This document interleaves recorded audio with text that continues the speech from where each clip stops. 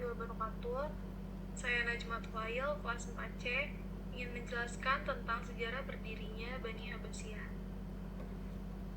Pemerintahan dinasti Abbasiyah dinisbatkan kepada Al-Abbas, paman Rasulullah, sementara khalifah pertama dari pemerintahan ini adalah Abdullah As-Saffah bin Muhammad bin Ali bin Abdullah bin Abbas bin Abdul Muthalib pada tahun 132 Hijriah atau 750 Masehi oleh Abdul Abbas As-Saffah, dan sekaligus sebagai khalifah pertama selama 5 abad dari tahun 132 hingga 656 Hijriah. Sebelum berdirinya dinasti Abbasiyah, terdapat 3 poros utama yang merupakan pusat kegiatan. Antara satu dengan yang lainnya memiliki kedudukan tersendiri dalam memainkan perannya untuk menegakkan kekuasaan keluarga besar paman Rasulullah, yaitu Abbas bin Abdul Muthalib. Dari nama Al-Abbas, paman Rasulullah ini adalah yang disandarkan pada 3 tempat pusat kegiatan, yaitu Humaimah, Kufah, dan juga Khurasan.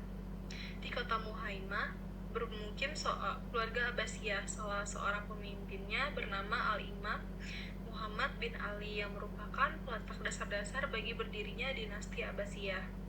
Para penerang Abbasiyah berjumlah 150 orang di bawah para pemimpinnya yang berjumlah 12 orang. Dan puncak kepemimpinannya ini adalah Muhammad bin Ali. Adapun sejarah berdirinya Bani Abbasiyah dimulai sejak Umar bin Abdul Aziz, khalifah ke-8 dari Bani Umayyah yang naik tahta muncul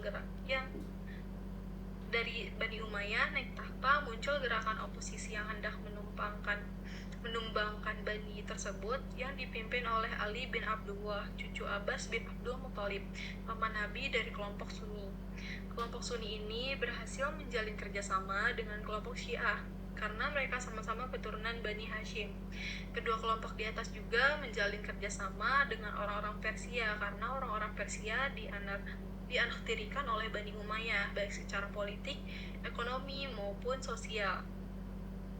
Padahal mereka sudah lebih dahulu memiliki peradaban maju. Tujuan aliansi adalah menegakkan kepemimpinan Bani Hashim dengan merebutnya dari tangan Bani Umayyah. Untuk mencapai tujuan itu, berbagai kelemahan Bani Umayyah mereka manfaatkan sebaik-baiknya. Mereka melantik dan menyebar para propagandis, terutama untuk daerah-daerah yang penduduknya mayoritasnya itu bukan Arab. Tema propagandis itu ada 2. Yang pertama al-musawah, yaitu persamaan kedudukan, dan yang kedua adalah al-islah, yaitu perbaikan, yang artinya kembali kepada Al-Quran dan juga hadis. Tema pertama ini sangat menarik di kalangan non-muslim karena mereka ini dianaktirikan oleh Bani Umayyah baik secara politik, sosial, dan ekonomi. Sedangkan tema kedua menarik di kalangan banyak ulama Sunni karena mereka melihat dari khalifah Bani Umayyah telah menyimpang dari Al-Quran dan juga sunnah Nabi. Pada mulanya mereka melakukan gerakan rahasia, akan tetapi aliansi yang dipimpin oleh Ibrahim bin Muhammad yang merubah gerakan itu menjadi terang-terangan. Perubahan ini terjadi setelah mereka mendapatkan sambutan luas, terutama di wilayah Khurasan yang mayoritas penduduknya itu Muslim non-Arab. Dan setelah masuknya seorang jenderal cekatan dalam gerakan ini, yaitu Abu Muslim al-Khuraisani, dia adalah seorang budak yang dibeli oleh Muhammad, ayah Ibrahim. Dia adalah kader yang dididik oleh Muhammad dan tinggal bersama anaknya Ibrahim. Dia dikirim Ibrahim sebagai propagandis ke tanah kelahirannya dan mendapat sebutan yang baik dari para penduduk. Dia membentuk pasukan militer yang terdiri dari 2.200 orang infanteri dan juga 57 pasukan berkuda.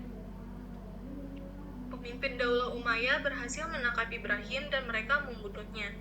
Pimpinan aliansi dilanjutkan oleh saudaranya Abdul Abbas yang kelak menjadi khalifah pertama pada Bani Abbasiyah. Abdul Abbas ini memindahkan markasnya ke Kufah dan bersembunyi di situ. Dalam saat itu Abu Muslim memerintahkan panglimanya Qutaibah bin Syahib untuk merebut Kufah. Dalam gerakan yang menuju Kufah, dia dihadang oleh pasukan Bani Umayyah ke Karbala. Pertempuran sengit pun terjadi. Dia memenangkan peperangan itu, akan tetapi dia tewas. Anaknya Hasan memegang kendali selanjutnya dan bergerak menuju Kufah. Dan melalui pertempuran yang tidak begitu berarti di kota Kufah itu, akhirnya dapat ditaklukkan. Abdul Abbas keluar dari persembunyiannya dan memproklamasikan dirinya sebagai khalifah pertama yang diberi nama dengan Bani Abbasiyah dan juga dibaiat oleh penduduk Kufah di Masjid Kufah.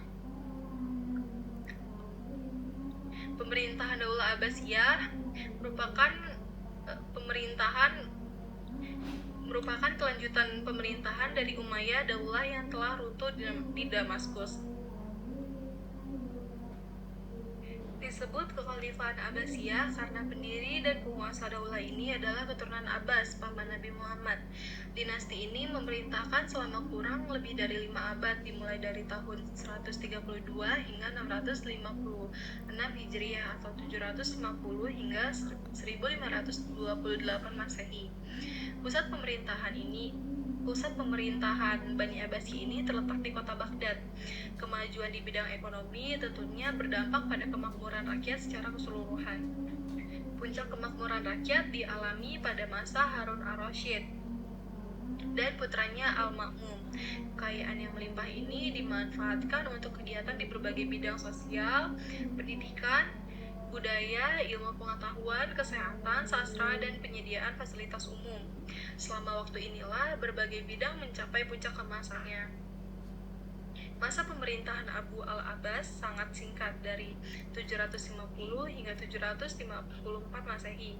Selanjutnya ia digantikan oleh Abu al-Ja'far al-Mansur yang tangguh terhadap lawan-lawannya, terutama dari Bani Umayyah, Khawarij, dan juga Syiah, untuk memperkuat kekuatannya. Tokoh-tokoh besar yang mungkin menjadi rival baginya dieliminasi satu persatu. Abdullah bin Ali dan Salih bin Ali, keduanya ini pamannya sendiri yang ditunjuk sebagai gubernur dan khalifah sebelum memerintahkan Abu al-Muslim Hurasaini untuk melakukannya, dan kemudian mengeksekusi Abu Muslim al-Hurasaini karena dikhawatirkan menjadi pesaing baginya. Popularitas Daulah Abbasiyah mencapai puncaknya di era Khalifah Harun ar-Rasyid dan putranya Al-Ma'mun. Harun ar-Rasyid memanfaatkan kekayaannya untuk tujuan sosial, mendirikan rumah sakit dan lembaga pendidikan kedokteran dan apotek. Saat itu sedikitnya ada 800 dokter. Selain itu juga dibangun pemandian umum, kesejahteraan sosial, kesehatan, pendidikan, sains dan budaya, serta sastra berada di masa kemasan mereka. Selama periode inilah negara Islam memantapkan dirinya sebagai negara terkuat dan tak tertandingi. Pada dinasti Abbasiyah ini, kekayaan negara melimpah dan kesejahteraan rakyat sangat tinggi. Pusat peradaban Islam mengalami kemajuan yang pesat sehingga pada saat ini disebut dengan istilah The Golden Age of Islam. Serta banyak pula muncul para tokoh ilmuwan dari kalangan umat Islam, baik itu dalam bidang agama, bidang umum, dan bidang ekonomi, dan juga melahirkan tokoh-tokoh di bidang ilmu masing-masing. Pada saat pemerintahan Khalifah Harun ar-Rasyid, kesejahteraan umat Islam sangat terjamin, karena pada masa inilah puncak dari kejayaan dinasti Abbasiyah, pembangunan dilakukan di mana-mana. Namun, di akhir pemerintahan Khalifah dinasti Abbasiyah, Islam mengalami keterpurukan yang sangat rendah. Hal ini disebabkan oleh karena adanya peperangan salib serta serangan tentara Mongol yang telah menghancurkan pusat peradaban umat Islam di Baghdad.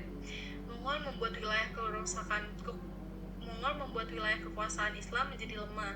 Apalagi serangan Hulanguhan dengan pasukan Mongol yang diadap menyebabkan kekuatan Abbasiyah menjadi lemah dan akhirnya menyerah kepada kekuatan Mongol. Sekian penjelasan tentang Bani Abbasiyah dari saya. Wassalamualaikum warahmatullahi wabarakatuh.